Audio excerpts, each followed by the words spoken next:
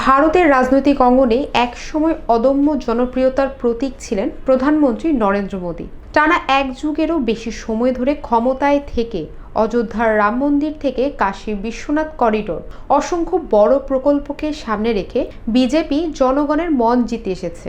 কিন্তু সর্বশেষ mood of the নেশনের সমীক্ষা বলছে জনমতের হাওয়া বদলাচ্ছে। প্রধানমন্ত্রী মোদীর জনপ্রিয়তা আগের মতো আর নেই, বরং ধীরে ধীরে তা কমছে।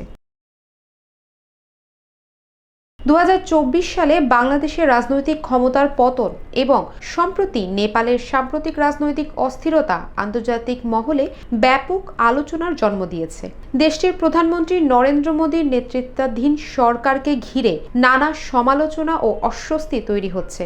বিশেষ করে নাগরিক স্বাধীনতা, গণমাধ্যম নিয়ন্ত্রণ, ধর্মীয় সংখ্যালঘুদের অধিকার এবং অর্থনৈতিক বৈষম্যের মতো ইস্যুতে বিরোধী দল ও সুশীল সমাজের চাপ ক্রমেই বাড়ছে।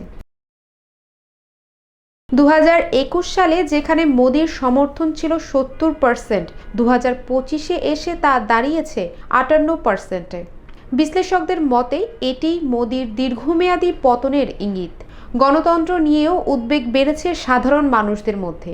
গত বছর 42% মানুষ মনে করতেন গণতন্ত্র বিপদের মুখে। এবার সেই সংখ্যা বেড়ে হয়েছে 48%। আর সাম্প্রদায়িক সম্প্রীতিতে আস্থার হার কমে 55% থেকে 38%-এ ঠেকেছে।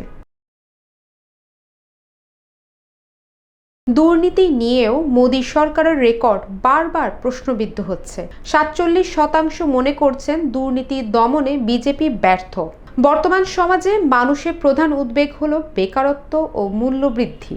72% মানুষ বেকারত্বকে সবচেয়ে গুরুতর সমস্যা হিসেবে চিহ্নিত করেছেন। পাশাপাশি গত এক বছরে খরচ বেড়েছে, সংসার চালানো এখন প্রায় অসম্ভব।